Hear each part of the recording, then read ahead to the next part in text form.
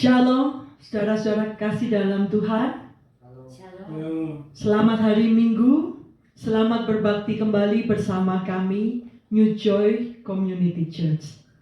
Puji Tuhan, kesempatan demi kesempatan terus diberikan bagi kita semua untuk kita dapat bersama-sama bersatu hati memuji dan menyembah Tuhan kita. Dia yang selalu setia untuk menolong kita dan menuntun kita di dalam kehidupan kita. Amin, saudara. Mari saudara, kita akan mulai ibadah kita pada hari ini. Kita mau angkat satu pujian, lebih dalam ku menyembah.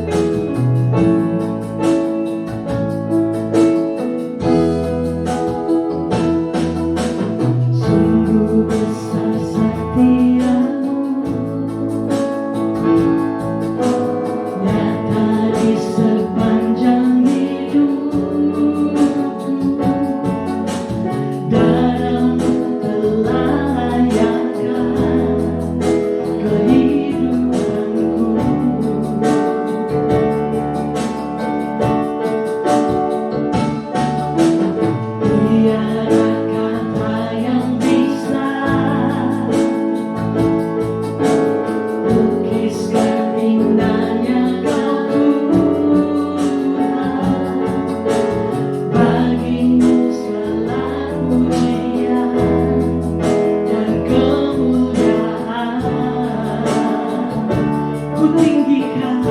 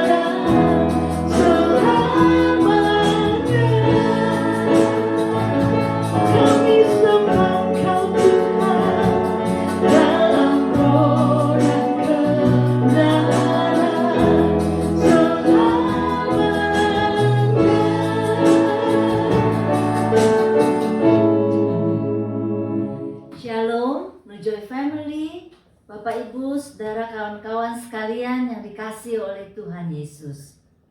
Doa dan harapan saya, kita semua sehat, jasmani dan rohani, dalam berkat perlindungan dan kasih sayang Tuhan yang sanggup mencukupi segala kebutuhan kita masing-masing. Saudara, puji Tuhan, kita bisa beribadah bersama-sama kembali walaupun online, tapi biarlah saya mengajak kita supaya kerajinan kita jangan kendor, tapi kita terus boleh setia mencari Tuhan dan beribadah kepadanya. Puji Tuhan, saudara-saudara, saya ingin memastikan bahwa kita semua sudah memiliki Tuhan Yesus sebagai Tuhan dan Juru Selamat pribadi kita. Saudara, kalau kita sudah punya Tuhan Yesus sebagai Tuhan kita, maka hidup kita akan dirubah. Dulu manusia lama, sekarang menjadi manusia ciptaan baru. Kalau dulu seteru Allah, sekarang menjadi anak-anak Allah. Dulu orang berdosa, tapi sekarang kita sudah ditebus dan dibenarkan oleh Allah. Dulu hidup dalam kegelapan, sekarang kita hidup sebagai anak-anak terang. Saudara-saudara, puji Tuhan. Tuhan Yesus itu begitu mengasihi kita. Tuhan Yesus adalah firman yang hidup. Dan firman itu dekat dengan kita, yaitu di dalam hati kita. Karena itu mari kita jadi pelaku firman. Karena Tuhan akan memberkati, membuat hidup kita berhasil, akan memberi kita kelimpahan kalau kita menjadi pelaku firman. Dan Dia juga memastikan bahwa kita akan selalu dalam perlindungan Tuhan. Ya, setiap orang yang menuruti firman Tuhan, kita begitu dikasihi oleh Tuhan. Saudara-saudara, kita adalah anak-anak kesayangannya. Mari sebagai orang percaya kita bersama-sama akan memulai ibadah kita dengan membaca firman Tuhan dari Mazmur 8. Saya ingin mengajak kita membaca ayat yang keempat dan kelima. Apakah manusia sehingga engkau mengingatnya? Apakah anak manusia sehingga engkau mengindahkannya? Namun engkau telah membuatnya hampir sama seperti Allah dan telah memahkotainya dengan kemuliaan dan hormat. Puji Tuhan, mari kita bersama-sama berdoa. Bapa kami yang di surga, kami mengucap syukur kami bisa menghampiri hadirat-Mu Tuhan. Kami mohon biarlah Tuhan mengampuni segala dosa dan kesalahan kami. Engkau melayakkan kami Tuhan. Kami datang dengan kerendahan hati. Kami rindu untuk dipuaskan oleh Tuhan. Tuhan, biarlah hati kami seperti tanah yang subur. Tuhan, kami mau siap mendengar firman Tuhan dan kami mau memelihara dan melakukannya. Kami ingin menjadi orang-orang yang berbahagia di dalam Tuhan karena memiliki firman-Mu. Terima kasih kami mengundang hadirat Tuhan bersama-sama dengan kami. Engkau juga melawat setiap anak-anak Tuhan yang beribadah di tempat mereka masing-masing. Kami siap Tuhan Yesus untuk meninggikan nama-Mu. Kami siap Tuhan untuk diberkati dengan firman Tuhan. Biarlah Tuhan ibadah kami boleh menyenangkan hati-Mu. Tuhan Yesus, kami merindukan Tuhan jamahan-Mu. Biarlah setiap kami, setiap anak-anak-Mu, setiap orang percaya boleh diberkati melalui beribadah kami ini. Biarlah kami boleh merasakan jamahan Tuhan. Kami mengucap syukur Bapa. Kami siap Tuhan Yesus untuk menyenangkan hati-Mu. Pakailah hidup kami Tuhan untuk menjadi berkat.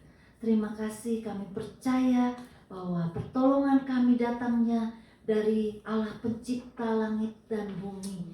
Biarlah Allah Bapa, Allah Putra, Allah Roh Kudus memberkati ibadah kami. Amin. Amin. Tuhan Yesus memberkati. Siapa manusia sehingga Tuhan mengingatnya, bahkan memengkotainya dengan kemuliaan dan kehormatan. Saudara, engkau berharga di mata Tuhan. Amin. Amin. Dia menciptakan kita serupa dengan gambarannya. Dia mengasihi kita sampai dia rela mati untuk menebus dosa-dosa kita. Kasihnya begitu besar dalam hidup kita, saudara. Terlalu dalam untuk dapat dimengerti dan diselami. Tapi kita bersyukur dia Bapa kita dan dia sahabat kita. Amin. Selama ada kesempatan, saudara, mari kita berlomba-lomba untuk hidup benar di hadapannya dan berlomba-lomba untuk melayani dia. Naikkan pujian ini, sungguh indah. Kerana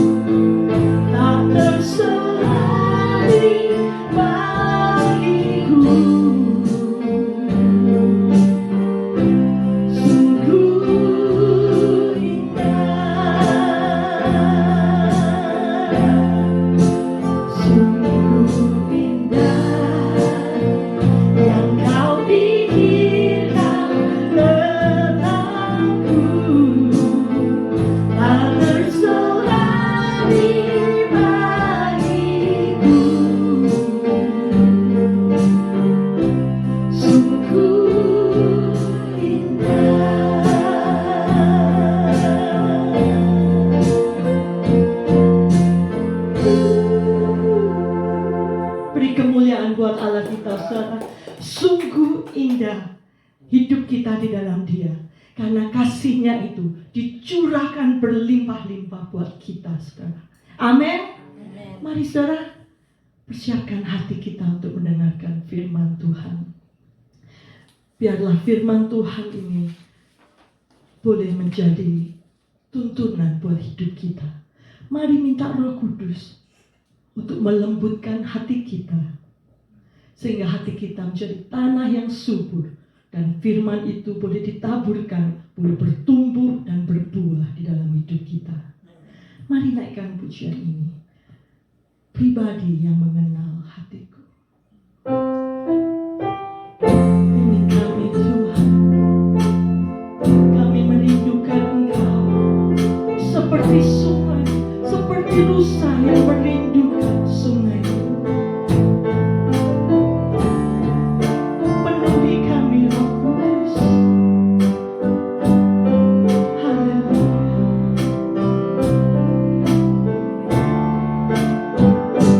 Seperti rusa yang halus dengan aliran sungai. Haleluya.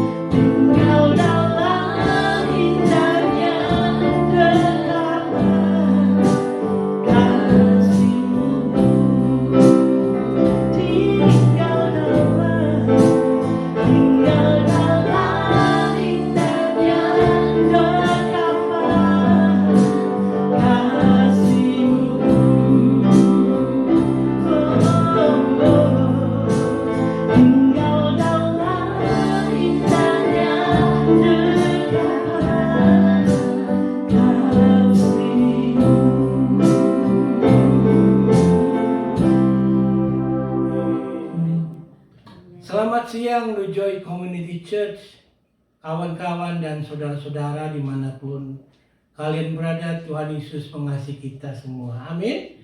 Hari ini kita akan membahas satu pasal, Matius 13, ya. Tetapi tidak semuanya hari ini. Dari satu pasal ini kita bisa menemukan ada beberapa perumpamaan tentang kerajaan sorga, ya. Dan hari ini kita akan membahas satu perumpamaan yang sangat terkenal sekali, yaitu perumpamaan tentang seorang penabur, ya.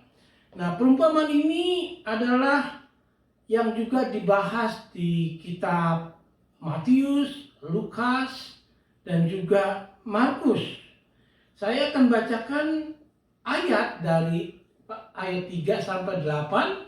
Lalu setelah itu kita akan berdoa, ya. Mari kita baca firman Tuhan dari ayat 3 sampai 8.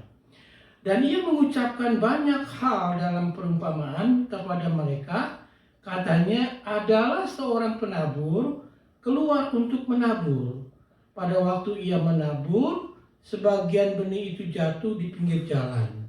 Lalu datanglah burung dan memakannya sampai habis. Sebagian jatuh di tanah yang berbatu-batu dan yang tidak banyak tanahnya. Lalu benih itu pun segera tumbuh karena tanahnya tipis, tetapi sesudah matahari terbit, layulah ia dan menjadi kering karena tidak berakar. Sebagian lagi jatuh di tengah semak duri, lalu makin besarlah semak itu dan menghimpitnya sampai mati. Dan sebagian jatuh di tanah yang baik, lalu berbuah, ada yang 100 kali lipat, ada yang 60 kali lipat, ada yang 30 kali lipat. Demikianlah firman Tuhan. Mari kita berdoa. Bapa kami yang ada di surga, Engkau mengetahui hati kami, yaitu selalu rindu untuk dekat kepada Tuhan. Karena Engkaulah satu-satunya puji-pujian kami, satu-satunya yang mengenal isi hati kami, satu-satunya yang selalu kami dambakan di dalam hidup ini, karena Engkau adalah Allah yang kami selalu sembah setiap hari, karena Engkau selalu menuntun hidup kami setiap hari. Engkau melindungi dan juga memberkatinya. Karena itu jadikanlah kami menjadi anak-anak Tuhan yang dengar-dengaran selalu kepadamu, supaya hidup kami itu boleh selalu berbuah, bukan saja 30 kali lipat, 60 kali lipat, tetapi 100 kali lipat atau malah lebih, ya Tuhan Yesus. Kami ingin memberikan hidup kami ke dalam tangan-Mu, dan Engkau pakailah hidup kami ini untuk kebesaran dan kemuliaan nama Tuhan saja. Itulah doa kami, ya Bapa di surga. Kiranya Engkau boleh mendengar dan menjadi kesukaan-Mu, dan kami panjatkan doa kami ini di dalam nama Tuhan kami Yesus Kristus, Juru Selamat kami yang selalu hidup itu. Amin. Nah, saudara-saudara, saudara pernah nggak mengalami kalau kita sedang bersaksi pasti ada yang menerima, ada juga yang menolak, ya. Nah, dari perumpamaan ini bisa membantu kita untuk mengerti mengapa pada waktu kita bersaksi ada yang menolak dan ada juga yang menerima, ya. Nah, pada waktu kita mempelajari perumpamaan, ya, itu selalu ada kebenarannya, ya. Ada selalu kebenaran rohani yang efektif yang kita bisa renungkan, lalu kita bisa pakai untuk kehidupan kita sendiri, ya. Sehingga kita itu boleh dibilang adalah orang yang harus selalu mengucap syukur karena kita boleh diberikan firman Tuhan, ya.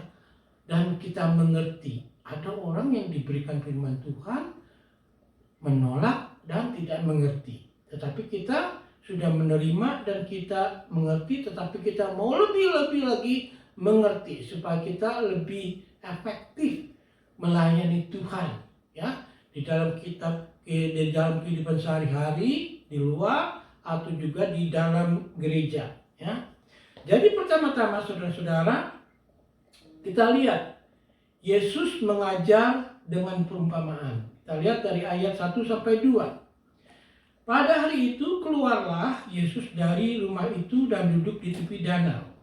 Maka datanglah orang banyak berbondong-bondong lalu mengerumuni dia, sehingga ia naik ke perahu dan duduk di situ, sedangkan orang banyak semuanya berdiri di pantai. Ya, danau ini adalah danau Galilea, ya, karena begitu banyak orang yang tambah lama tambah datang tambah banyak, sehingga Tuhan Yesus terpaksa harus naik perahu sebagai mimbarnya untuk dia berkhotbah.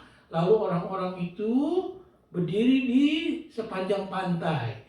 Dan danau Galilea ini pinggirannya itu seperti menanjak, ya. Jadi pasti ada yang berdiri, ya, sambil belendotan pohon barangkali. Ada juga yang duduk di batu-batu.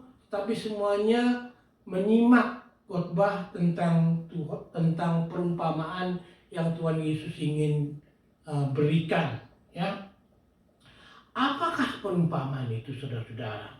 Ya, perumpamaan itu adalah sebuah cerita, ya, tetapi mengandung dan mengajarkan kebenaran rohani, sehingga orang yang mendapatkan pengertian tentang perumpamaan itu, dia boleh menjadi orang yang lebih paham lagi untuk mengenal identitasnya dan juga lebih paham lagi bagaimana untuk melayani, ya.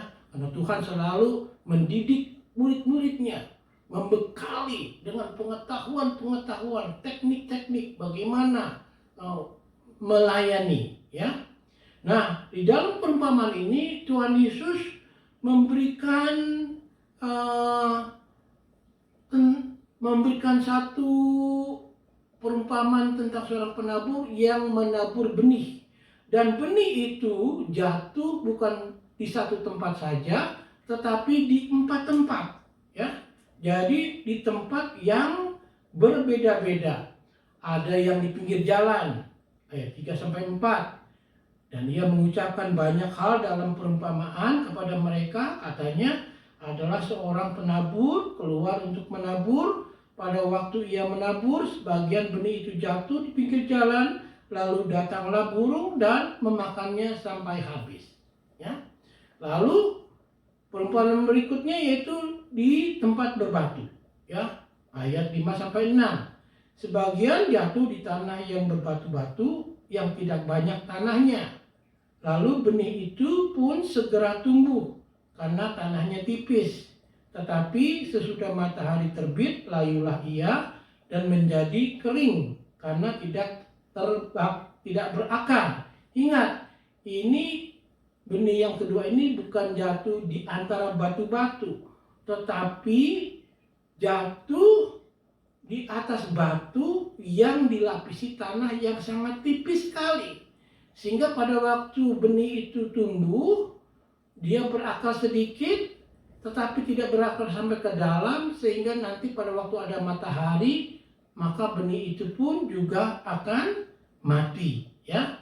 Lalu yang ketiga yaitu dikatakan seperti ini, di antara duri. Sebagian lagi jatuh di tengah semak duri. Lalu makin besarlah semak itu dan menghimpitnya sampai mati, ya. Jadi sebenarnya memang kalau orang biasa itu kalau menabur selalu disingkirkan dulu semak-semak, ya. Semuanya sampai rapi, tidak ada lagi rumput-rumputan, lalu baru ditaruh benihnya, ya. Tapi ini Tuhan Yesus sedang menggambarkan tentang tempat yang menerima benih itu, ya. Lalu yang keempat, jatuh di tanah yang baik, ayat 8. Dan sebagian jatuh di tanah yang baik lalu berbuah. Ada yang 100 kali lipat, ada yang 60 kali lipat, ada yang 30 kali lipat, ya. Jadi benih yang jatuh di tanah yang baik ini akan tumbuh, ya, akan menghasilkan panen, ya, akan mempunyai panen yang berkelimpahan, ada yang 100 kali, 60 kali, dan juga 30 kali. Pasti petani itu akan senang sekali kalau melihat panenannya itu berlimpah-limpah, ya. Nah, karena itu di ayat 9 itu keinginan Tuhan Yesus supaya kita semua, demikian juga orang yang pada saat itu mendengarkan, supaya mereka mengerti, ya, mereka bisa berbuah dalam hidupnya, ya. Tuhan Yesus mau semua orang itu mempunyai tempat yang baik untuk menerima benih itu, sehingga benih itu bisa bertumbuh dengan limpah, ya. Dan Yesus ini sering kali mengajak semua orang yang mendengarkannya itu mempunyai telinga. Apa dikatakan mempunyai telinga? Semua orang punya telinga, ya. Murid-muridnya punya telinga, dan orang yang datang semua tuh bertelinga semuanya. Tapi maksudnya, saudara-saudara, bukan telinga fisik saja, ya. Maksudnya Tuhan Yesus tuh mau agar bukan saja mendengar kata-kata, tetapi juga kita harus mendengarkan dengan khusyuk, dan juga harus memahami dan menerapi firman Tuhan yang akan membawa kebaikan buat hidup kita, ya. Jadi sebenarnya pada waktu Tuhan Yesus itu berkhotbah, menyampaikan firman, itu sebenarnya untuk kebaikan kita. Jadi kalau seandainya ada orang yang ingin memberikan sesuatu untuk kebaikan kita, kita terima nggak? Kita terima, ya. Kita pelihara, kita hargai. Tapi seringkali kita itu seperti tempat yang berbeda-beda. Ada yang di pinggir jalan saja, ada yang berbatu, ada yang di semak duri, ya. Ada juga yang di tempat yang subur, ya. Dan bagaimana kita mempunyai tempat yang subur itu, ya. Dan bagaimana caranya kita bisa menerapi firman Tuhan yang kita dengar. Saudara tahu, setiap orang Kristen, setiap orang percaya itu wajib, ya, wajib untuk mendengarkan dan menerapkan firman Tuhan, ya. Bukan saja mendengarkan, tetapi menerapkan, ya. Karena kalau tidak menerapkan, maka kita menganggap Alkitab itu seperti buku yang kuno saja, ya. Satu koleksi naskah yang tua yang sepertinya tidak berguna. Tetapi sebenarnya kalau kita baca, kita renungkan, kita pahami, lalu kita lakukan, itu bisa membawa kebaikan buat kita, ya. Paulus pernah berkata untuk jemaat Filipi di pasal 4 ayat 9. Dan apa yang telah kamu pelajari, dan apa yang telah kamu terima, dan apa yang telah kamu dengar, dan apa yang telah kamu lihat padaku, lakukanlah itu. Maka Allah sumber damai sejahtera akan menyertai kamu. Jadi saudara-saudara, sebenarnya benar kalau kita sungguh-sungguh mendengarkan firman Tuhan, membaca, merenungkan, dan melakukan, itu diberkati Tuhan. Karena dikatakan Tuhan akan menyertaimu. Ini bagaimana Tuhan gak mau menyertai? Baca firman Tuhan aja gak pernah kok, ya. Jadi harus baca firman Tuhan, tetapi bukan saja membaca, tetapi kita harus merenungkan, mengerti, dan juga menerapkannya, ya. Itu baik. Mengapa? Itu satu firman itu begitu dalam, begitu banyak, begitu indah sekali, saudara-saudara. Mengapa? Karena di dalam firman itu kita bisa mengenal bagaimana Allah itu berinteraksi dengan manusia. Betul? Kita bisa lihat dari firman Tuhan, dari Alkitab, Allah itu berinteraksi dengan umat manusia. Kita baru saja tadi baca dari Mazmur 8 ayat 4-5. Tuhan itu mengindahkan kita, ya, mengindahkan kita. Dia menghargai kita sebagai manusia tertinggi dari ciptaannya. Kita pun juga harus menghargai Dia sebagai pencipta kita, ya. Jadi dari firman Tuhan itu kita bisa mengerti dan melihat bahwa Allah itu selalu berinteraksi dengan umat manusia sepanjang sejarah, saudara-saudara.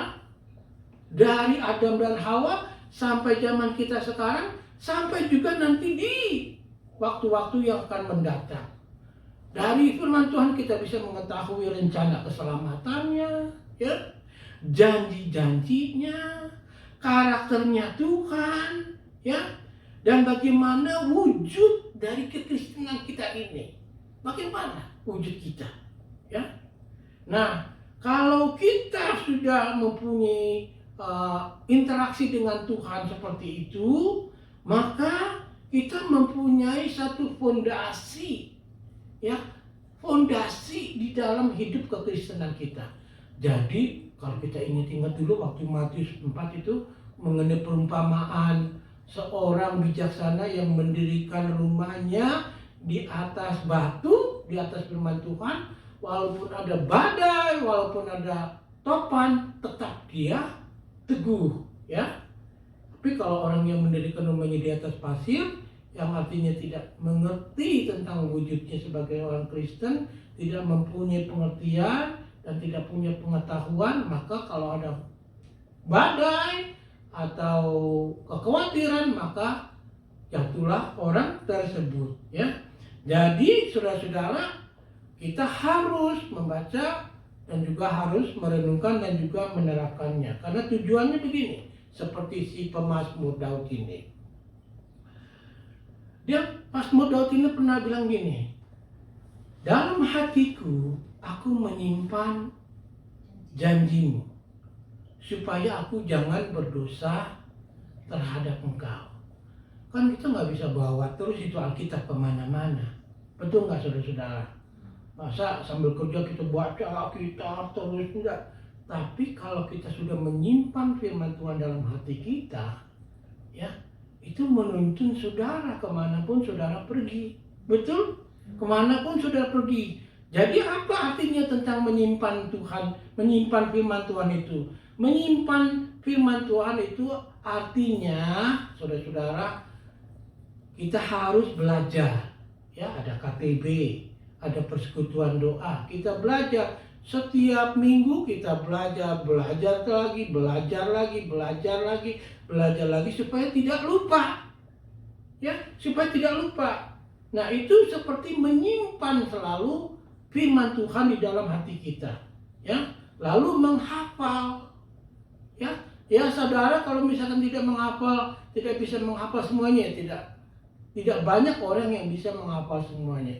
Tetapi paling sedikit saudara bisa mengetahui, firman itu ada di sana. Firman ini dari pasal ini, dari ayat ini berbunyi seperti ini. Jadi saudara menghafal. Selain menghafal juga, kalau menghafal saja besok nanti lupa lagi, ya. Selain menghafal, saudara renungkan apa yang saudara hafalkan. Misalkan ada firman Tuhan mengatakan, janganlah engkau khawatir. Lalu kita renungkan mengapa kita tidak boleh khawatir. Karena kekhawatiran itu mengkhawatirkan sesuatu yang belum terjadi. Ya. Nah, ada juga firman Tuhan yang mengatakan, kalau seandainya saudara sedang lagi ragu, saya diterima nggak ya kalau udah mati ya sama Tuhan Yesus? Sudah pasti diterima. Kalau saudara percaya sama Tuhan Yesus mengatakan, satu rambut pun kamu, semua rambutmu pun itu dihitung, dia tahu. Ya, jadi kalau kita sudah mengetahui itu, jadi kita tahu identitas kita ini sebagai anak Tuhan itu dipegang oleh tangannya. Bukan kita memegang tangan Tuhan, tetapi tangan Tuhan itu akan memegang saudara. Nah, itu bisa membaca, menghafal, dan juga merenungkan apa yang ditulis. Ya, jadi ada 4 langkah tuh. Kalau misalkan kita mau rapihin, 4 langkah itu membaca, mempelajari, menghafalkan, dan merenungkan. Jadi jangan selalu malas ikut KTB, ya. Jangan malas ikut renungan doa. Jangan malas beribadah, dan juga jangan malas untuk baca firman Tuhan. Ya, kalau misalkan saudara mau diberkati, ya, karena saudara itu orang yang diberkati Tuhan. Ada orang yang dengar firman Tuhan tidak bisa mengerti, saudara-saudara. Kita pelajari ya siapa ya.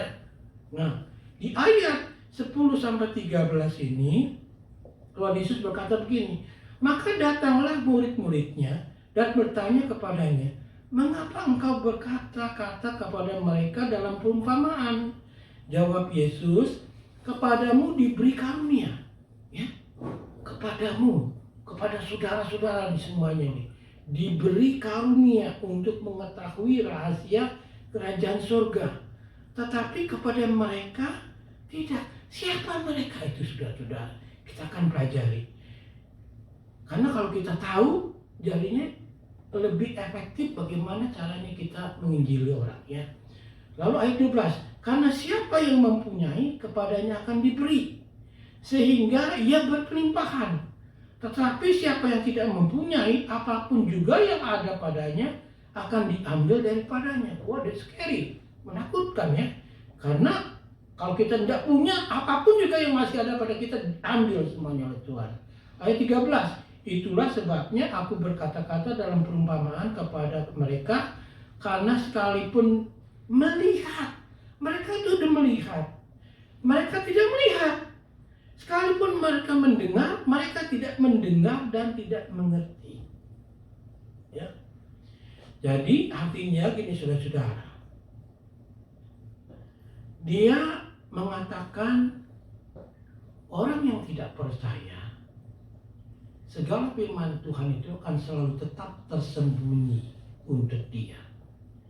Bagi yang tidak percaya.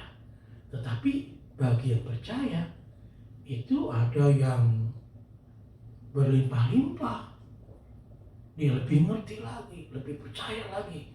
Ini enggak, iman datang dari mana? Pendengaran kan? Betul? Ya, ada lebih, berlimpah-limpah pengetahuannya. Bukan di otak saja, tetapi di dalam keseluruhan hidupnya. Ya. Nah, mengapa Tuhan Yesus mengatakan itu? Karena karena dilanjutkan dari ayat 14-15, dia tulis begini, dia katakan begini.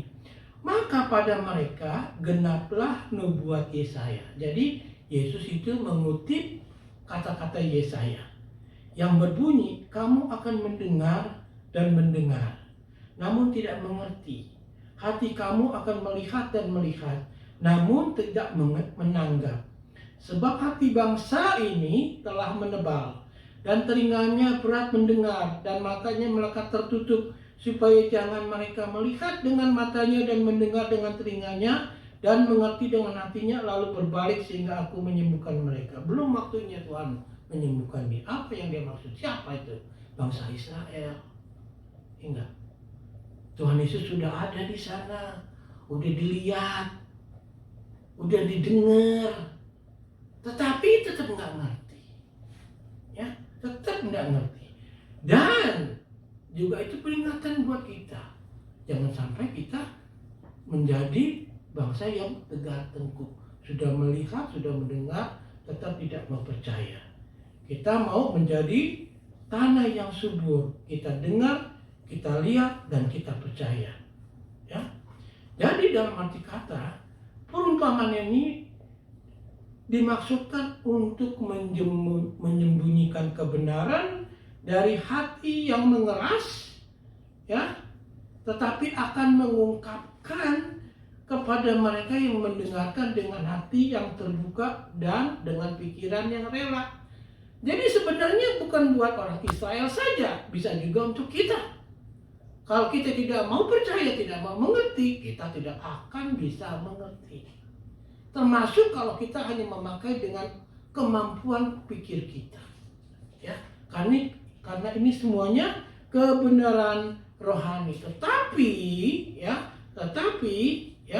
di ayat 16-17.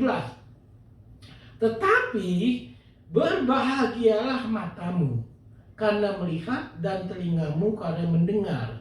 Sebab aku berkata kepadamu, sesungguhnya banyak nabi dan orang benar ingin melihat apa yang kamu lihat sekarang tentang dia, tetapi tidak melihatnya, dan ingin mendengar apa yang kamu dengar langsung dari mulutnya, tetapi tidak mendengarnya. Ya. Jadi dulu banyak nabi-nabi itu ingin melihat, tetapi mereka tidak bisa melihat. Tapi mereka bisa melihat jauh di depan. Pasti ada seorang penebus dosa manusia itu yang akan lahir. Ya. Dan murid-murid Tuhan Yesus itu mulai mengerti, oh begitu artinya. Ya. Jadi mereka mulai belajar untuk membuka hatinya, untuk lebih percaya lagi kepada firman Tuhan, karena mereka sudah melihat mujizat-mujizat Yesus, sudah mendengar ajaran-ajarannya. Apalagi yang kurang untuk mereka tidak bisa percaya? Pasti mereka akan percaya. Ya, karena itu Tuhan Yesus memberikan perumpamaan ini dengan lebih lagi menjelaskan. Dia katakan benih itu adalah firman Tuhan. Ya, itu hal pertama yang harus kamu ingat. Ya, di ayat 18-19 itu begini. Karena itu dengarlah arti perumpamaan penabur itu. Kepada setiap orang yang mendengar firman tentang kerajaan surga, tetapi tidak mengertinya, datanglah si jahat, ya, dan merampas yang ditaburkan dalam hati orang itu. Itulah benih yang ditaburkan di pinggir jalan.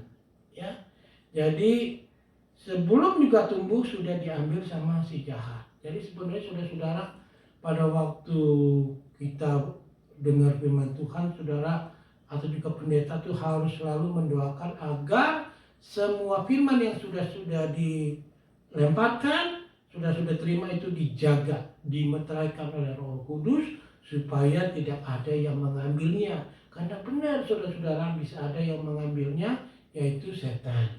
Ya. Nah, di tanah yang pertama itu kan banyak rintangan-rintangannya. Rintangannya itu ada 3 saudara-saudara. Ya. Pertama yaitu setan. Ya. Di ayat 19, kepada setiap orang yang mendengar firman tentang kerajaan surga tetapi tidak mengertinya, datanglah si jahat. Ini Tuhan Yesus yang katakan. Ya.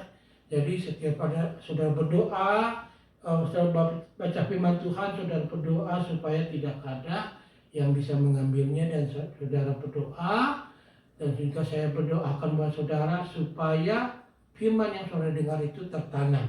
Ya, saudara harus pegang di dalam hati saudara dan dimeteraikan oleh Roh Kudus. Karena ada yang bisa merampas, ya, dan benih itu seperti yang ditaburkan di jalan. Ya, setan itu masih mempunyai kuasa. Ya, jadi saudara-saudara, setan yang masih berkuasa zaman sekarang ini dengan filosofi dunia, ya, menganggap Alkitab itu kuno, ya, menganggap Alkitab itu tidak ada gunanya. Banyak gunanya, ya. Dikatakan di 2 Korintus 4 ayat 4 ditulis begini, yaitu orang-orang yang tidak percaya, yang pikirannya telah dibutakan oleh ilah zaman ini, sehingga mereka tidak melihat cahaya Injil tentang kemuliaan Kristus yang adalah gambaran Allah. Jadi pada waktu zaman Tuhan Yesus saja itu Tuhan Yesus sudah bilang begitu, apalagi zaman sekarang yang tambah lama tambah modern. Tetapi bukan artinya kita terlambat, kita masih banyak waktu dan selalu ada waktu untuk membaca firman Tuhan. Nah, itu rintangan yang pertama. Rintangan yang kedua yaitu pengakuan yang salah.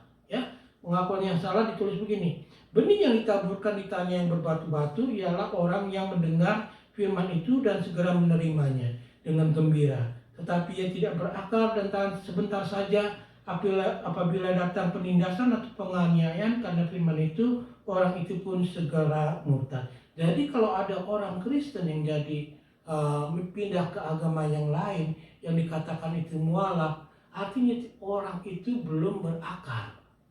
Ya, belum berakar. Ya.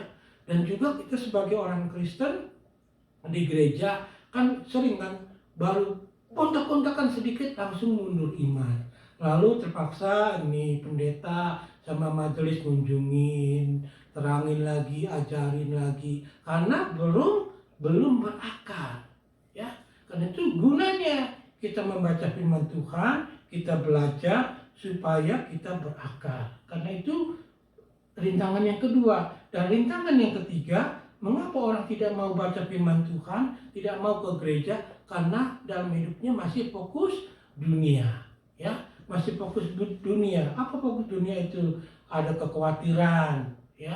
Jadi firman yang kita dengar itu nggak berbuah karena ditutup dengan kekhawatiran. Dan juga ada orang yang mengatakan, kalau saya sudah kaya, sudah enak, baru saya ke gereja. Itu tipu muslihat kekayaan. Pada waktu kamu tidak punya apa-apa, kamu datang ke gereja. Jadi diberikan kecukupan oleh Tuhan. Ya, jangan sampai semua rintangan-rintangan itu merintangi saudara untuk tidak baca firman Tuhan, untuk tidak datang ke gereja.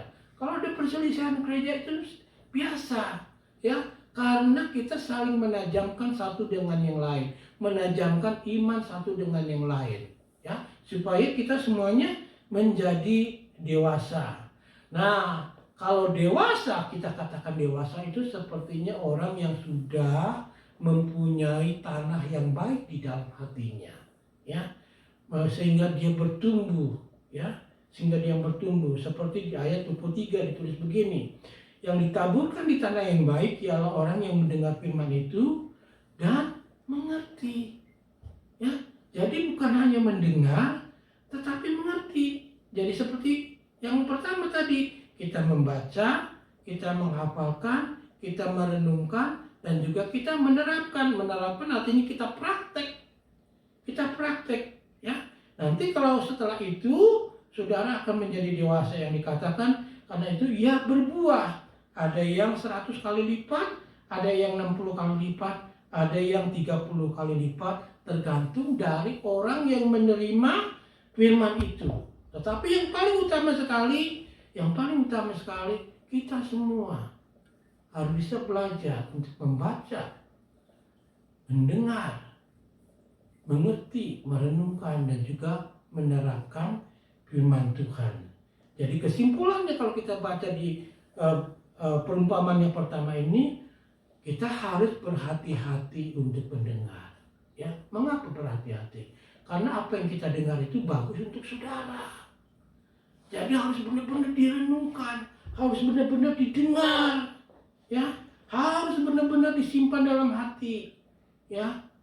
Dan yang kedua, untuk mengajarkan saudara bagaimana untuk menabur firman Tuhan, ya. Dalam arti kata bagaimana kita bersaksi. Kalau kita bersaksi, saudara, kalau ada yang menolak, saudara sudah mengerti, oh orang ini masih belum mempunyai tanah yang subur di hatinya, masih berbatu-batu, masih banyak semak durinya, ya. Nah, saudara juga pada waktu bersaksi, oh ada yang langsung menerima, langsung mau terima Tuhan Yesus, langsung mau dibawa ke gereja, lalu dia bertumbuh, dia melayani, ya.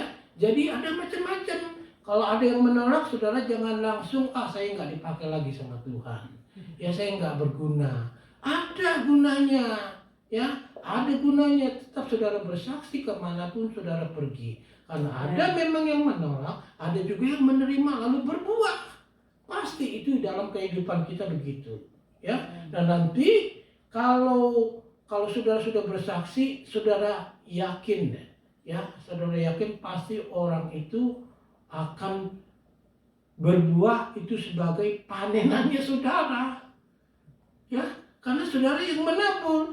Karena Tuhan kan mengajar kita menjadi penabur juga, bukan saja yang Tuhan saja yang menjadi penabur, kita juga menjadi penabur, ya. Nanti setelah kita jadi penabur, kita mempunyai pengertian sudah. Ada yang bisa menolak, ada juga yang bisa menerima lalu dia berbuah. Dan dari berbuah itu kita merasa sukacita sekali. Karena kita bisa melihat satu orang diubah oleh Tuhan. Termasuk dari diri kita sendiri dulu pernah menjadi benih. Dan kita bertumbuh di hati yang subur. Itu keinginan Tuhan. Ya, biar jadilah itu bagian dari hidup saudara. Membaca firman Tuhan, mendengar, menghafal, merenungkannya, dan juga menerapkannya. Amin, saudara-saudara. Jadi pelaku firman, jadi saksi buat Tuhan Yesus. Ya, disitulah saudara akan melihat kebesaran dan kemuliaan Tuhan. Mari kita berdoa. Bapa kami yang ada di sorga, kami bersyukur dan berterima kasih. Kembali kami kepada ayat firman Tuhan dari Mazmur 8 ayat 45 itu. Betapa Engkau mengindahkan kami ini sebagai manusia. Bisa menjadi sahabat pelayanan buat Tuhan. Bisa dipakai untuk kerajaan surga. Bisa diubah menjadi penabur firman Tuhan. Karena itu Bapa di surga, mampukanlah kami. Tolonglah dan jadikanlah kami penabur yang sejati, dan juga selalu ubah kami, hati kami, biar menjadi tanah yang subur, supaya kami bisa mengerti, supaya kami bisa dengar-dengaran, dan supaya kami bisa melakukan akan firman Tuhan. Biarlah Roh Kudus-Mu itu selalu memimpin kami. Dalam nama Tuhan Yesus kami berdoa. Amin. Demikianlah firman Tuhan, saudara-saudara. Sekarang kita akan masuk ke dalam doa syafaat. Kita akan tetap berdoa untuk Amerika, terutama untuk vaksin, dan juga untuk jemaat Tuhan, saudara-saudara di Indonesia atau dimanapun kalian berada, dan juga jemaat New Joy, supaya boleh selalu diberikan kesehatan oleh Tuhan, dilindungi ya. Kita hidup di dalam satu era yang tidak mudah, tetapi biarlah ada kekuatan daripada Tuhan dan menyertai kita semua. Dan juga kita akan berdoa untuk pelayanan, dan juga kita akan berdoa untuk negara asal kita Indonesia. Mari kita berdoa. Bapa kami yang ada di surga, kembali kami datang kepadamu dengan memanjatkan doa syafaat kami. Ya Tuhan, kami tahu pada waktu kami berdoa, doa-doa kami itu didengarkan oleh Tuhan, menjadi satu doa yang harum, yang menyenangkan hati-Mu. Karena kami ingin mendoakan untuk negara ini, negara Amerika yang kami tinggali, negara yang terus bergolak di dalam hal politik ataupun juga di dalam hal COVID-19 ini. Kiranya Tuhan mau ikut campur supaya vaksin yang diedarkan itu bisa diterima secepatnya oleh orang banyak. Dan Tuhan tolong supaya setiap orang, tua, muda, dan anak-anak boleh mendapatkan vaksin. Dan kami mohon dan berdoa kepada Tuhan supaya vaksin ini benar-benar memang berguna untuk menjaga kami dari COVID-19. Seperti kami mengambil flu vaksin setiap tahun dan tidak mempunyai efek negatifnya, biarlah itu boleh terjadi ya Tuhan, sehingga kami boleh mempunyai badan yang sehat. Dan juga Tuhan tolong agar pemerintahan Presiden Biden ini bisa menjalankan pemerintahan ini dengan baik. Tuhan tolong supaya kami selalu bisa mendoakan dia untuk menjadi seorang presiden yang bijaksana, dan juga Engkau memakai dia untuk menjadi orang percaya yang juga selalu menaruh harapannya ke dalam tangan Tuhan. Dan juga Tuhan Yesus, negara ini begitu majemuk sekarang. Sangat sulit sekali untuk menerima kebudayaan lain. Tetapi kami adalah anak-anak Tuhan yang sudah dididik oleh Engkau, sehingga kami bisa menjadi penabur, dan kami bisa melihat mungkin ada yang menolak, tetapi juga ada yang menerima. Dan bagi yang menerima, kami akan bersukacita sekali karena yang menerima itu akan berbuah dan berbuah seperti kami ini. Karena Bapa di surga, pakailah hidup kami sebagai orang Kristen yang selalu menginjili kemanapun kami berada. menunjukkan identitas kami sebagai orang percaya. Dan juga Tuhan Yesus, kami berdoa untuk jemaat-Mu di New Joy. Bagi yang belum mempunyai pekerjaan, Kau berikan pekerjaan. Bagi yang sakit, Kau sembuhkan. Bagi yang mempunyai pergumulan di dalam keluarga, Engkau pedulikan mereka.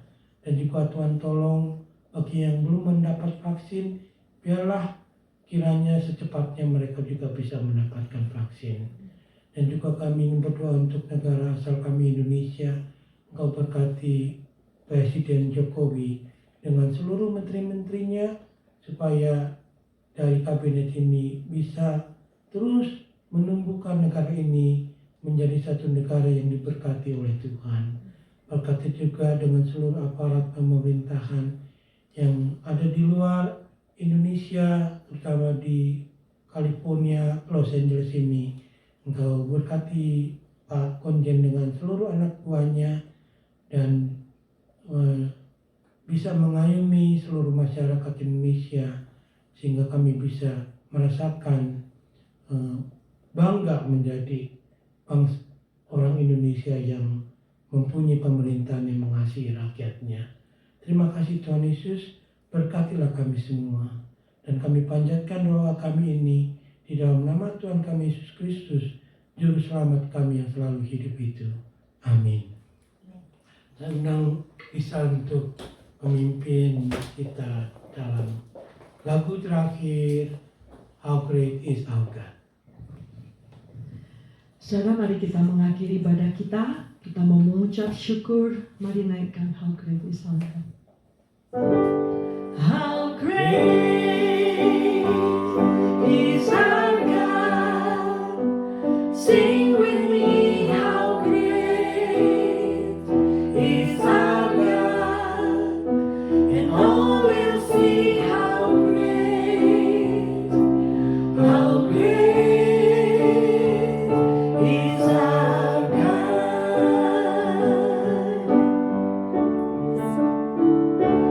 How great is our God. Sing with me, how great is our God. And all will see how great is our God. Jemaat yang Tuhan Yesus kasihi, terimalah berkat daripada Tuhan. Biarlah kasih setia Allah Bapa, kasih karunia Tuhan kita Yesus Kristus, dan persekutuan dari Allah Roh Kudus selalu tercurah kepadamu sekalian, dari siang hari ini sampai selama-lamanya. Biarlah engkau diberkati dalam pekerjaanmu, dalam keluargamu, di dalam pelayananmu, demikian juga di dalam pemberianmu, boleh dilipat gandakan oleh Tuhan untuk kebesaran dan kemuliaan namanya. Dalam nama Tuhan Yesus. Amin.